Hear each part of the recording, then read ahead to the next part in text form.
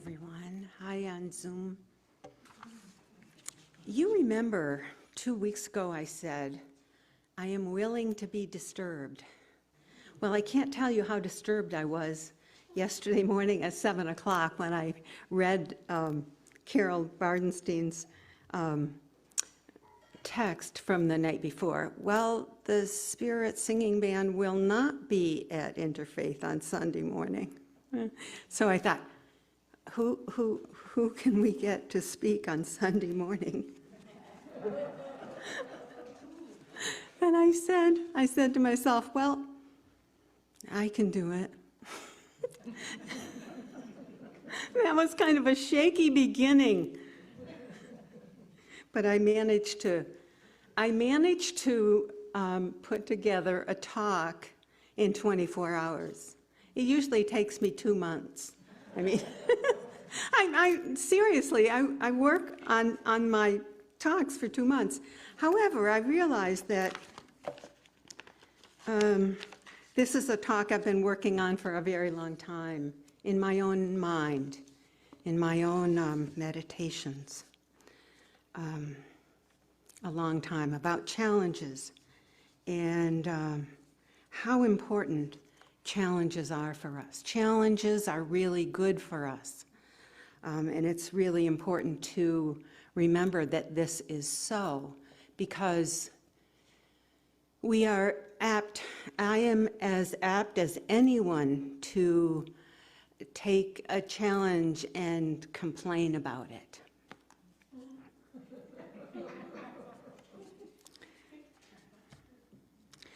But I need challenges. I need challenges. I am 76 years old, and I think, I don't feel old. I don't feel old, and I wonder why I don't feel old. There have been opportunities for me to do that, to feel old, but I have not taken them. I don't know why. So I think challenges, I think accepting challenges are partly the reason that it's not that I refuse to feel old, it's just that it doesn't occur. It doesn't occur to me to not have 3 jobs. Because I love everyone. I love everyone. It brings, and I'm just truly amazed at how balanced I can feel in a chaotic world. It just happens. But what the challenge of giving talks here is a really big deal for me. And the reason, it's just, I was talking to my Harvard-educated, way smarter sister, older sister, the other day. And I said, about giving a talk. I'd never tell her the details because that's disturbing for her. She's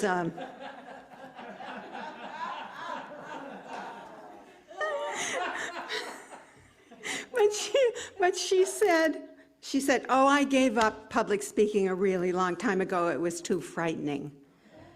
And I thought, I wonder if it's our upbringing that made us frightened of self-expression. And growing up Catholic that contributed to that, and the screaming and yelling that went on in our house. And I think so. I think we grew up frightened to express ourselves. But I decided, I think I must have decided a long time ago that I had something to say. I have something to say, and I'm going to say it. And I'm going to do my very best to make sure I keep saying what I have to say, because the feedback I get is very positive. So I had something, and I still have something to say. I don't believe we grow without challenges. And as much as we deny these challenges, as much as we deny the difficulties, as much as we deny our own self-growth, we're growing all the time. If we're thinking a new idea, if we are pushing our boundaries, if we are willing to be out of our comfort zone even a little bit, we are growing, we are expanding. Our consciousness is opening to greater and greater ways of being, of living, of making a difference in love in the world. So we all have challenges. We all have challenges, and we can accept them peacefully, gracefully, or not. And of course, we see all around us, most of the time, we see others who are not meeting their challenges gracefully at all. But I have assembled a few things that I'd like you to remember. Our willingness to show up for ourselves empowers us and inspires other people. Much of what we do with other people is inspire them. I'm inspired by you. I'm inspired consistently by your willingness to do things that you've never done before. I'm inspired by Don, who's writing songs. I mean, more than one. and that song was just beautiful, was just wonderful. I'm inspired. Thank you. Thank you. We have to remember that we are naturally strong and naturally resilient. We tend to not think that we're strong, but we truly are. And the strength is part of our beingness.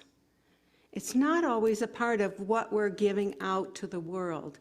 My mother was very ill the last year of her life, and even before that, because she was a smoker. She had COPD very badly. Several times she had to be on oxygen.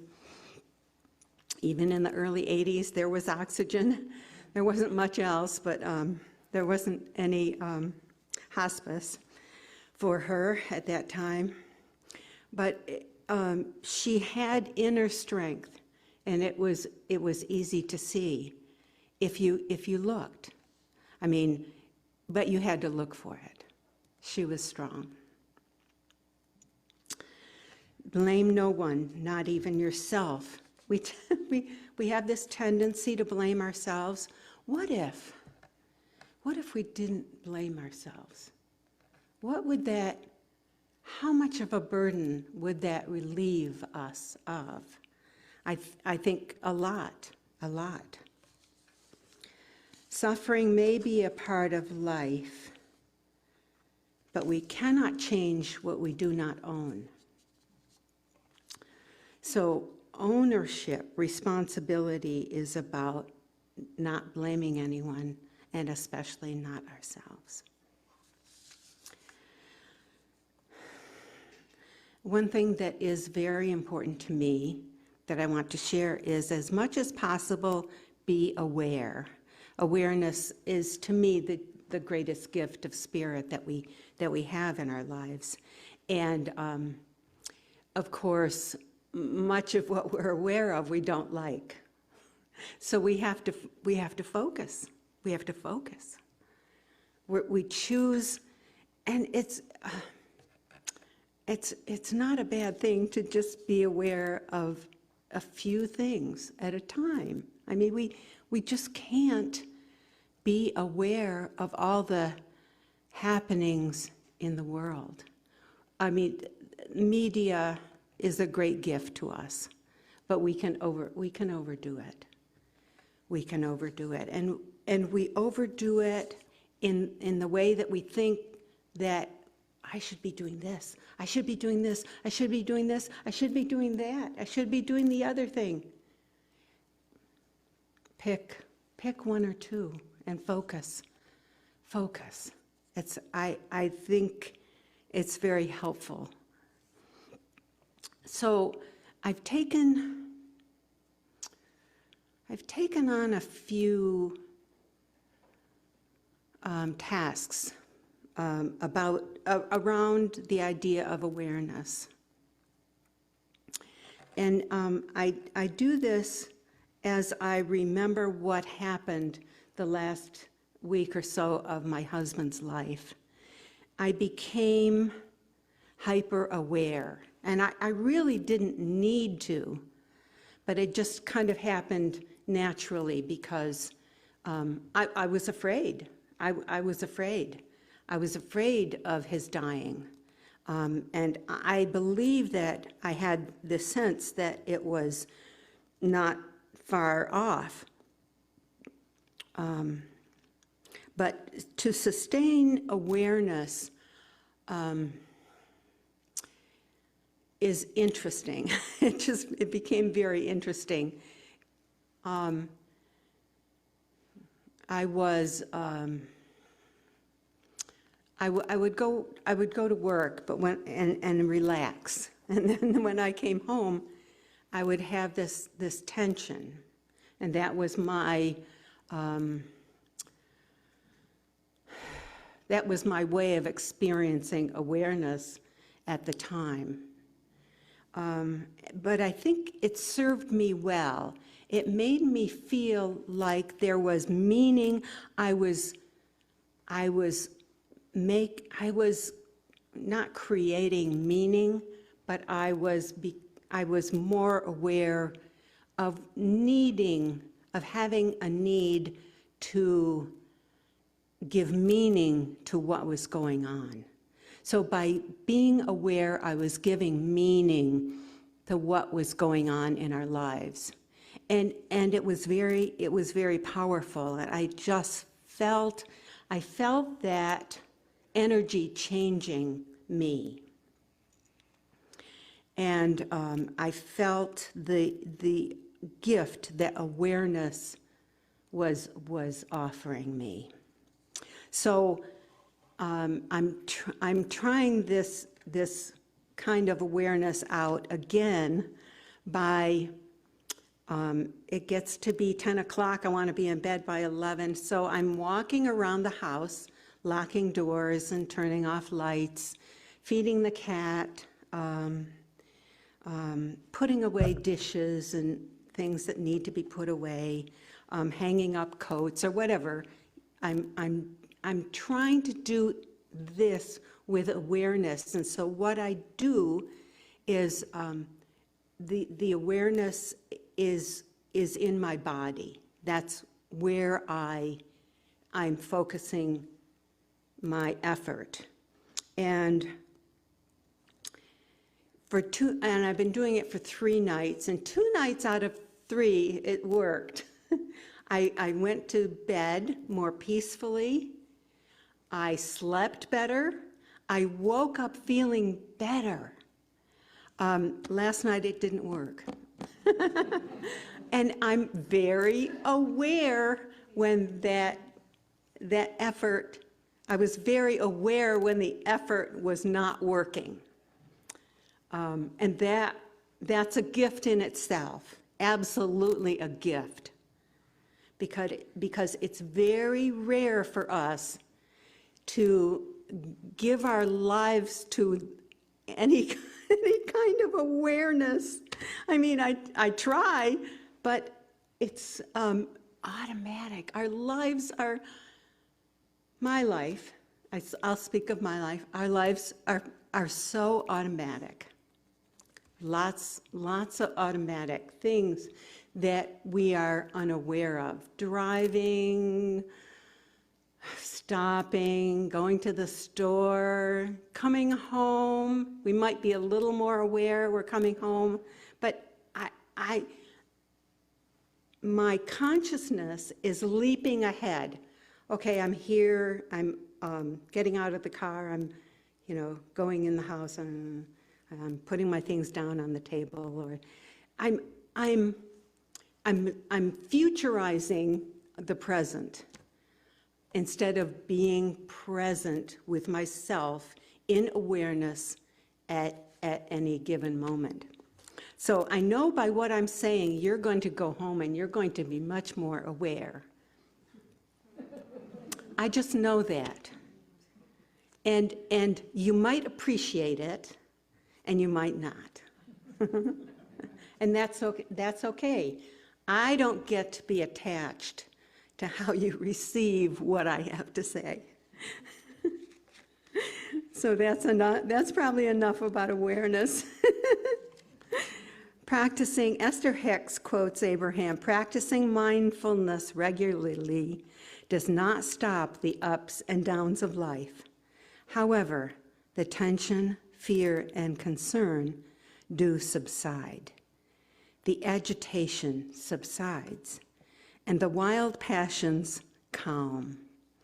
All the pieces eventually find their place without having to fight against the unpleasant aspects of life. So in those habits that we have, there is peace, definitely. And so my habit of waking up at 7 o'clock in the morning and looking at my texts, I don't know if I'm going to do that again. No, I really do like the opportunity to speak. So another idea I have is expect the unexpected. Because you are a spirit, you will undoubtedly come up with ideas that you've never thought of before, and you will do things you have never done before. So live life ready to be surprised, because not all disturbances are negative. A lot of them are positive and joyful and fun. Barbara Brodsky's daily reflection from Aaron goes like this. The way your life is set up, you have certain intentions, and you keep coming to things that challenge the fulfillment of these intentions. In order to fulfill the intention, you have to meet the challenge by going beyond what you thought of as a prior limiting belief. Even if you don't identify things as beliefs, you do, in any case, have the opportunity to go beyond and to, and the rest of the quotation, I might read that. Then you begin to discover and live the fullness of what you are. And of course, you are love. Each of us has love to share with each other. We must share. The words we speak ride on the emotions of love that we have for each other. And we have to trust that we will do and we will say the right things at the right time. Tell yourself, I am meeting my challenges with love. My inner being is always here for me. And I'd like to conclude with this poem from Dan Millman's book, Everyday Enlightenment. Awaken your heart. Love is life's great secret. It transcends fear and isolation, guiding you beyond the shadows of sentiment to the shores of boundless being. Love endures not from words or feelings alone, but from actions that carry you beyond the interests of separate self, beyond reason or motive, to embrace all people, things, and circumstances. Loving kindness begins in little ways, in moments of insight and humility, in your soul's longing for love's communion, which waits just on the other side of your heart's doorway. You are not here to contact your higher self. You are here to become it. That's all.